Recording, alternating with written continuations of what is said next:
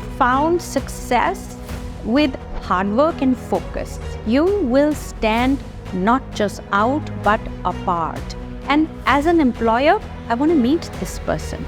Most people who are working in the corporate have faced sometime or the other in their life office gossip and politics. As well, invest in a little bit of skill in communication and getting your way out. So anyone and everyone, whatever you care about, whatever topics you want to share about, just start posting those on social media. Absolutely. I have more stories than I can ever write. It's a passion project. Well, where do I get the energy? I have a lot of energy. I can still write more. I feel sleep is a waste of time.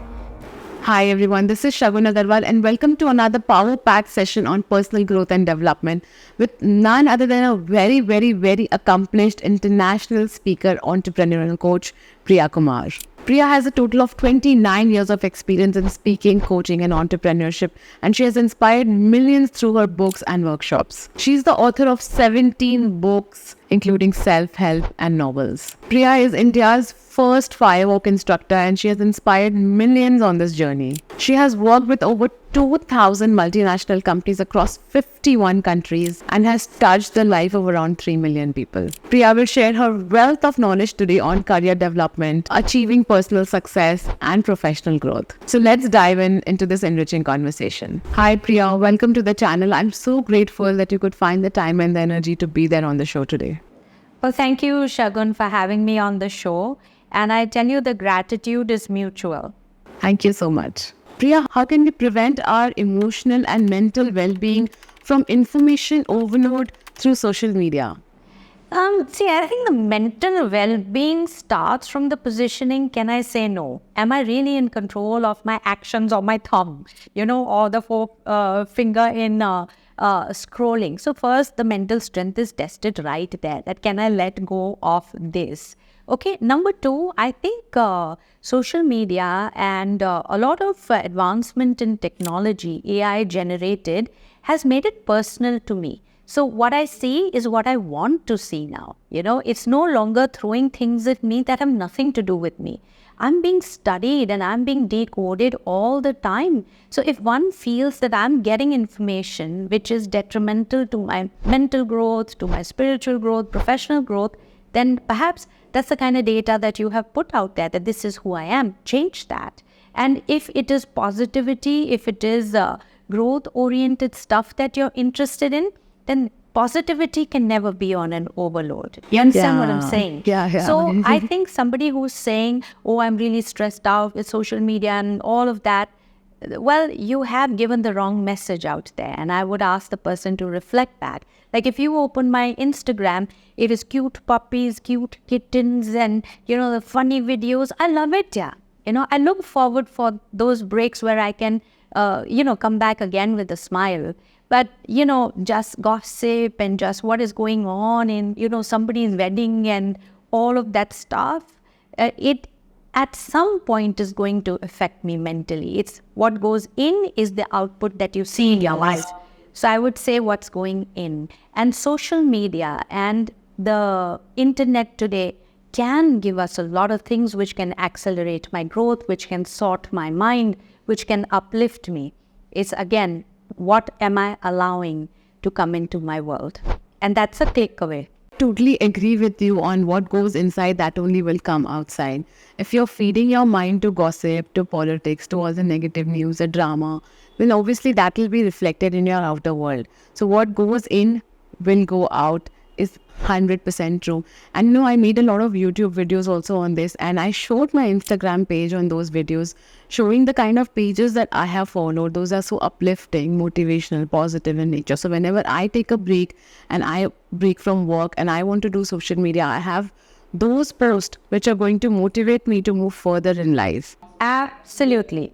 In fact, I would say Instagram changed my life, yeah. It made me a vegan. I don't know from where I was watching some videos on helping animals, and it showed me how cows are tortured for milk and leather. I can never buy new leather again, so I'm wearing my shoes very carefully now. I have to make them last forever. That it showed me such videos that I left masala chai and coffee. I was a Chayos, I would say, their lifetime member.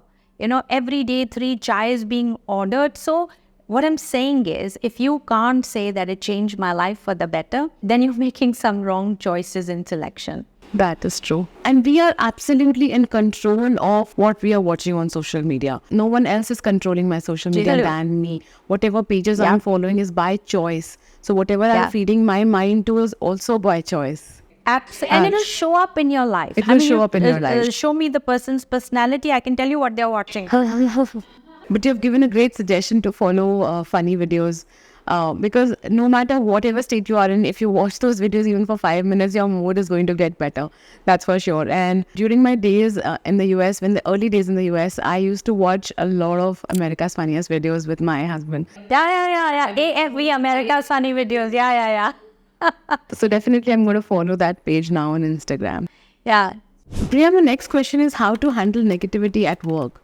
Negativity such as office politics, such as gossip, a negative co-worker, and negative feedback from a manager. See, I feel that, वो एक मयान में दो तलवारें नहीं आ सकती. The sword case, I don't know what you call it.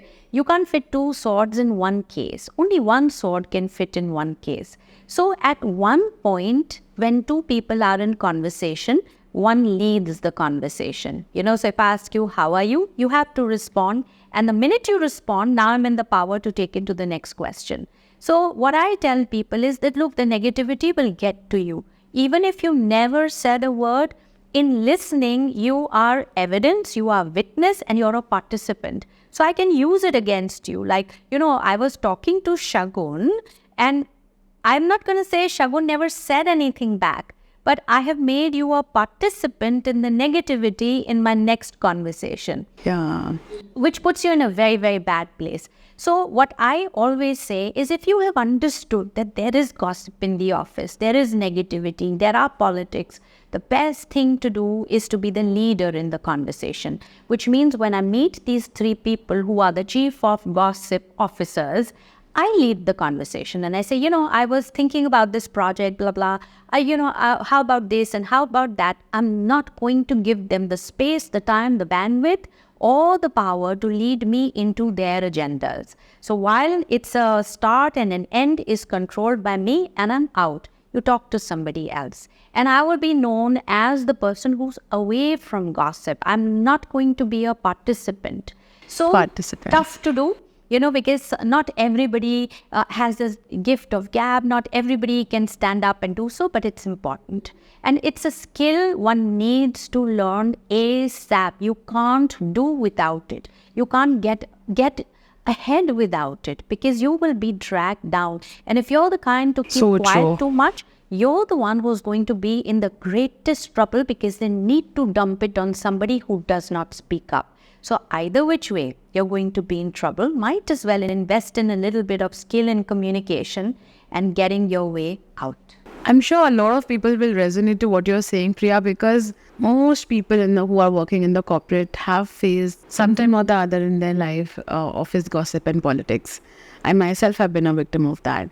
I have left the corporate world 5 years ago and I'm into entrepreneurship now, but a lot of my friends still talk about their own situations and their own experiences. So thank you so much for that. Yeah, you see, there is this saying, by law, it says that there are 2 kinds of criminals. One who actively commit the crime, and second are the people who watch it being done and do nothing about it. So if something is going on, while I know I can't fight these people and it's not a part of my agenda, I didn't come here to set other people straight, but the least that I can do is cut it out and not let it reach me. And that is being in full and total control of my conversation. So true. Priya, with your experience in corporate training in 51 countries, what are some common challenges or issues that global workplaces are facing today? I think the common challenge anywhere, whether it is work, whether it is outside work, is with people. And any situation can be handled if you have the right people. I would say mindset also comes later. My mindset is great, let's say, for example, but I don't have the right people along with me. They're going to aggravate the problem. And therefore, learning people skills and learning good communication skills is the way out of any tough situation and is the fastest route, not just for success, I would say for survival. You see, the greatest leaders, in any leader you pick from any field, they are master communicators. They know how to get their work done. They know how to keep people happy. They know how to keep people focused. It's always people skills.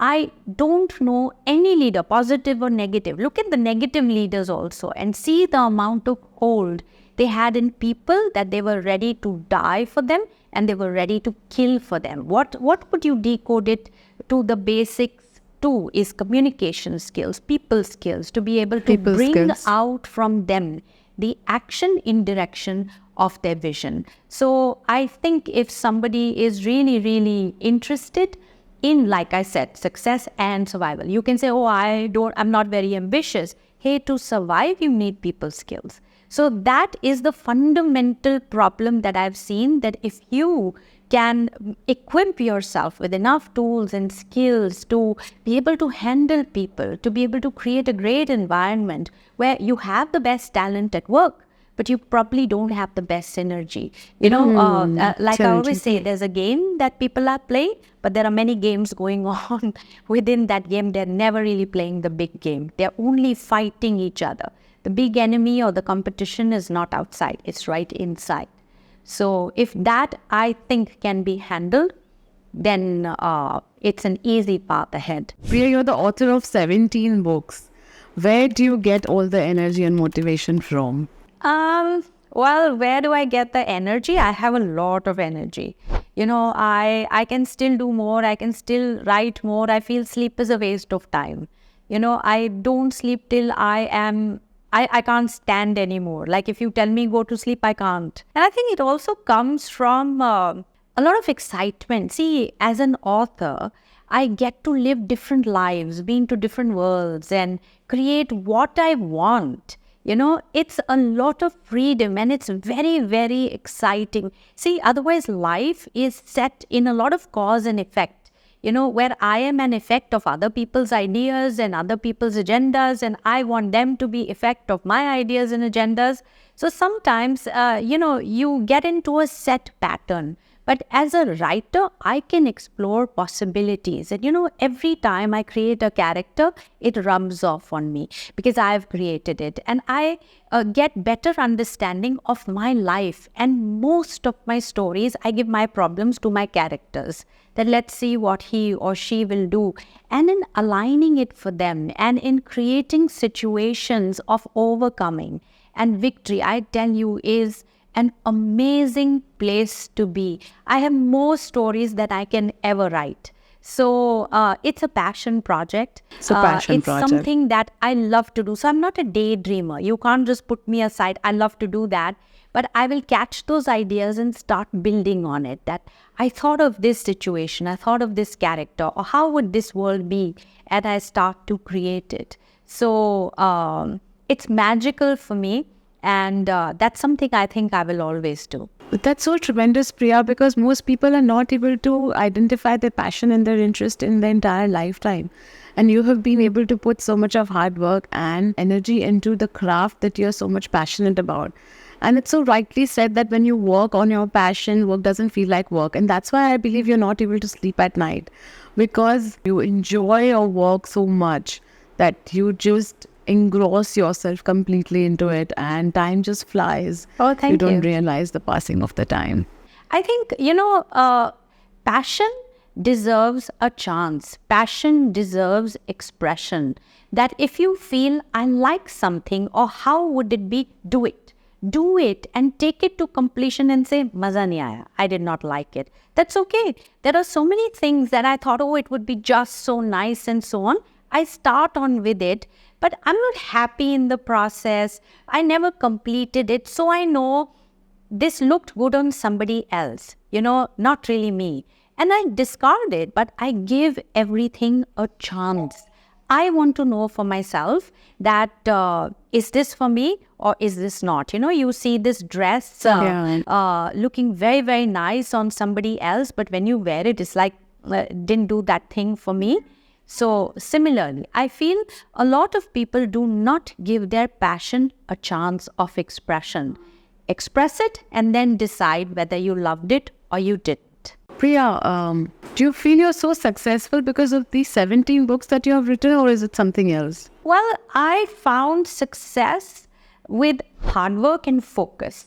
So as a student, I was a top ranker, and somebody could say that was success. What did it take? I really didn't love all the subjects.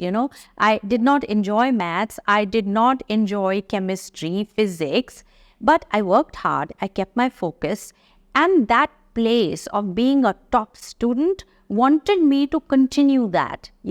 So same philosophy. See, I became a speaker. I loved it. I worked hard. I kept my focus. There were so many times I was distracted, but brought my focus back and went there. Same thing, like writing is a passion, but hard work and focus has got me there. There are a lot of people who have passion projects, but they don't see success because passion is also taken lightly. Oh, it's a hobby, it's a passion. So I'm really not going to work hard, and I'm really not going to put all of my focus. So I think in everything that I do and I have chosen, if I have maintained these two fundamental principles, I have seen success in my teaching career, in my speaking career, in writing, as a student. And when I have not reached there, is because two of these elements were wavering. Focus and hard work. Yeah.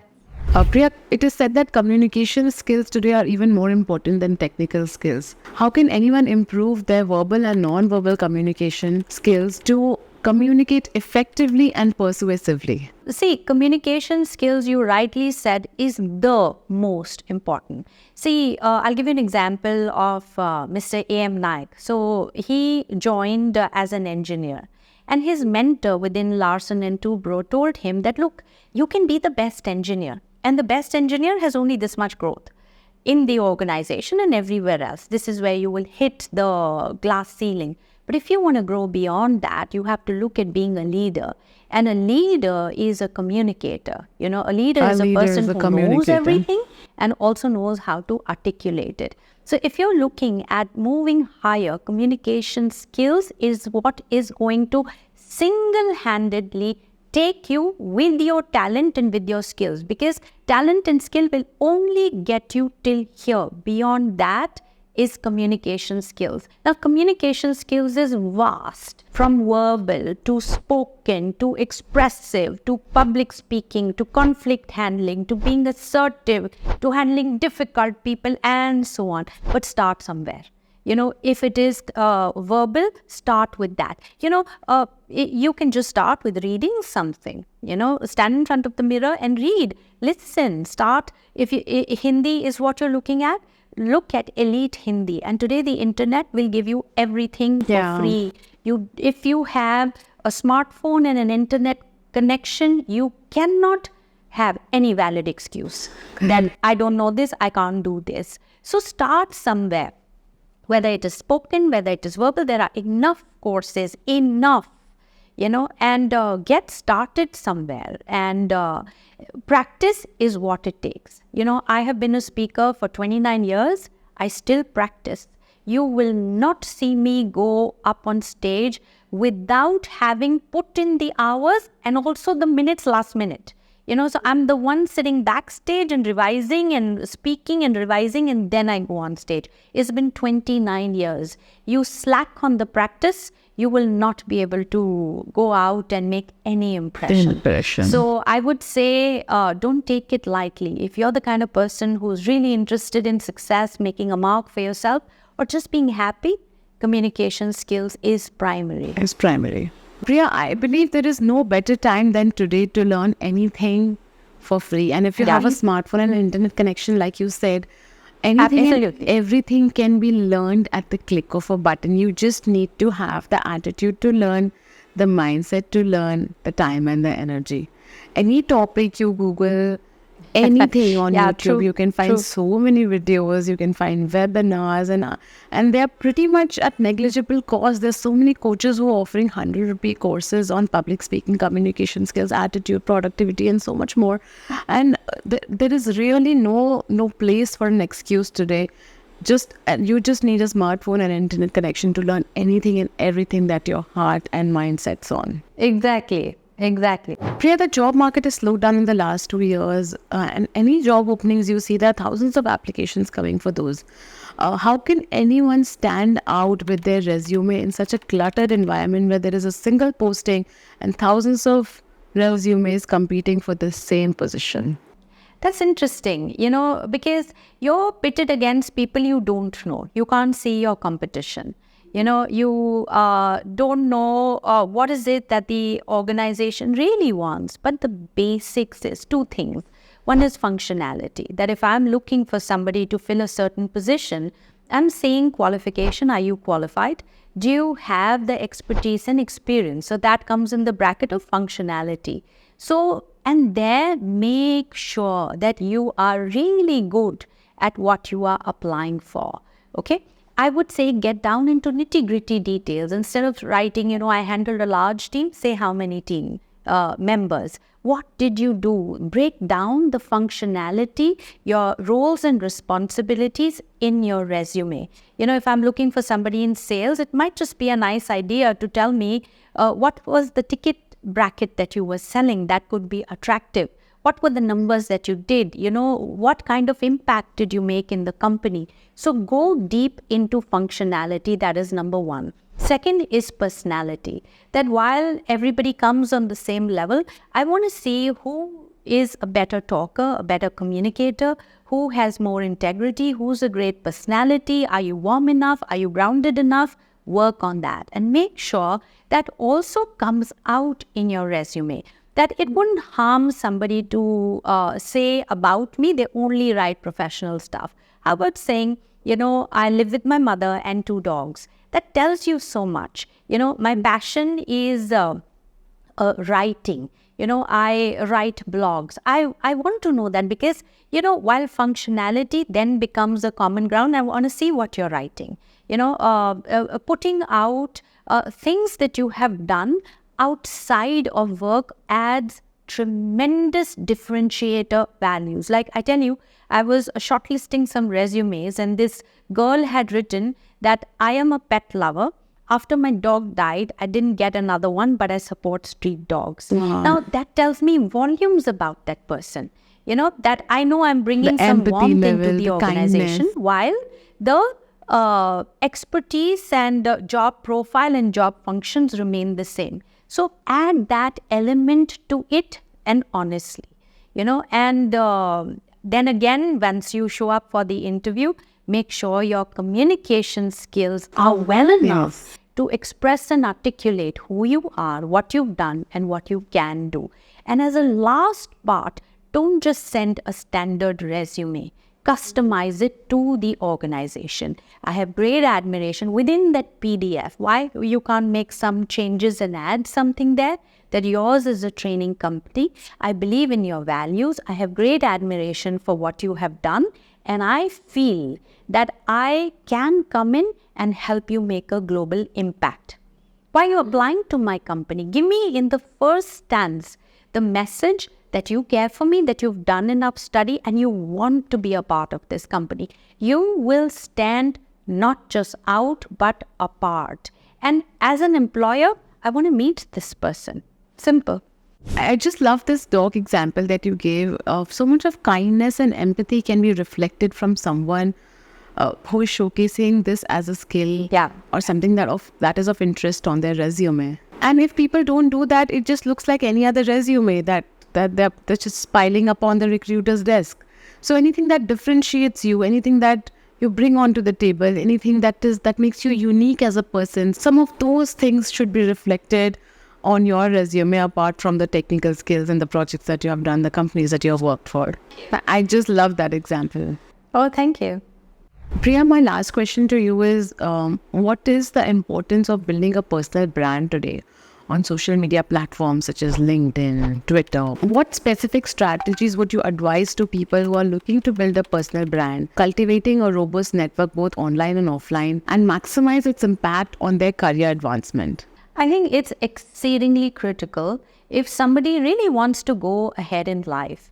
Because you see, they say, oh, he is judgmental and I'm being judged. It's true. We all are being judged and we also judge, right? So what I think about you or what you think about me is very clearly in my hands. What I put on Instagram, I need to put it with clear directives that when my viewers, when somebody who is visiting my profile sees this, what will he or she think about me, and what you think about me and what I have put out should be a perfect match. So if a person is putting out party pictures and food pictures and other pictures, and then they say, oh, but he didn't take me seriously, that I'm a very serious person and I'm an achiever. Hey, you didn't show that to me.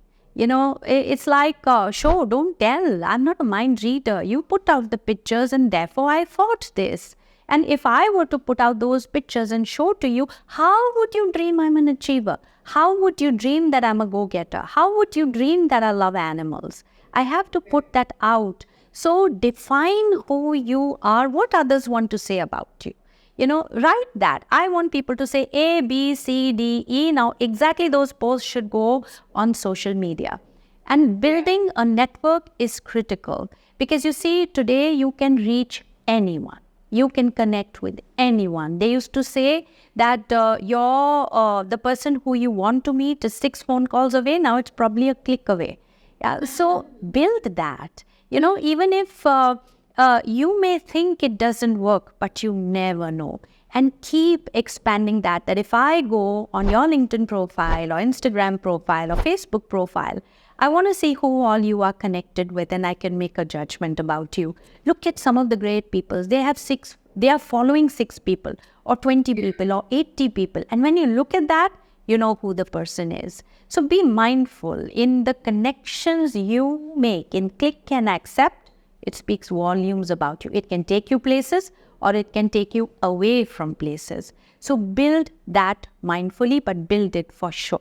So nice to know that again you have connected this question's answer to the dog example that you gave as an answer to the previous question. So anyone who is writing on their resume that they're a dog lover and they care about street dogs, that resume would stand out definitely, and the recruiter would go onto the social media to just validate. And not just validate, just also see if there are any photos or videos and how connected they are to animals in general. And if they find out certain connections, if they're able to connect more with the photos and videos through the post, through the opinions that they have shared, then the recruiter would definitely build a bond with that candidate even before screening, even before taking the interviews. So very valid example that you have given. So anyone and everyone, whatever you care about, whatever topics you want to share about, just start posting those on social media, because you never know who you might come across who could be advancing you in your career ahead through those pictures, videos, opinions, posts that you're sharing on social media. And you're building a bond with everyone who is following you, who wants to listen to what you think about certain things in life. Yeah, exactly. Like, and I'll tell you this, when we shortlist people, we do look up their social media. I do look up what they're putting out. And in that, actually, that also forms a critical judgment on where from here. What is the projection of your image out there? And these platforms are available for free. You can just go sign up, get ready with an account and start sharing what you care about. And you never know what might click, who could help you advance in your career. Right. And see, building a personal brand, please know, have your target audience very clear in mind, not the likes. For example, I'm an author and I am a speaker. Now, my corporate clients is my target audience because that's where my job is. That's where my income comes from, not from the amount of likes. So while, somebody could say, oh, why don't you post a picture of you on the beach? I don't know if the HR manager will be very impressed with that. But the picture on the beach will get a gazillion more likes than a quote. You get what I'm saying? So, but personal branding needs that clarity. Who am I building it for? Where is my target audience? And the target audience can be very tight. It can be very, very small. It could be the cream the top cream, which as it is a very small bracket, or it could be a wide one. So am I doing it what people want to get more likes? Then you have to drop your standards, because sadly, that's where the majority is. But to build a personal brand, know who am I doing this for? Myself. What do I want? I want better job opportunities. I want to make my climb faster. I want to be taken seriously. I want to be looked upon as the next CEO in the making. I want my investors to invest money in my project. Now design your Instagram page with that. So true. And that is solid. That is so solid that when I'm looking for somebody in that bracket, that's what I see. That's the guy That's the guy I want. Correct. I'm not looking for the most popular fellow, but I'm looking at the person who matches my need. So Matches your need. But build it. So having 100 followers who are your target audience and who connect with you, with what you're sharing, is more important than having 10,000 followers who really don't engage with what you're saying. Absolutely. Thank you so much, Priya, for your valuable insights today. Your expertise on career fulfillment, communication skills and workplace challenges has provided our audiences with actionable insights that they can take up from this episode. I wish you all the best for your new book that you have written on A.M. Nayak, the CEO of L&T, and for all of your other future endeavors. There is so much to learn from you, and I don't know how you just keep going. That's because you found your passion. That's because you found a career that you love. And I really wish, in one of my life's purposes, to make sure that everyone can find their life's purpose and that they can find a career that they really enjoy and that they can be devoted to for years. So thank you, Priya, for your time and energy and for coming on to today's channel.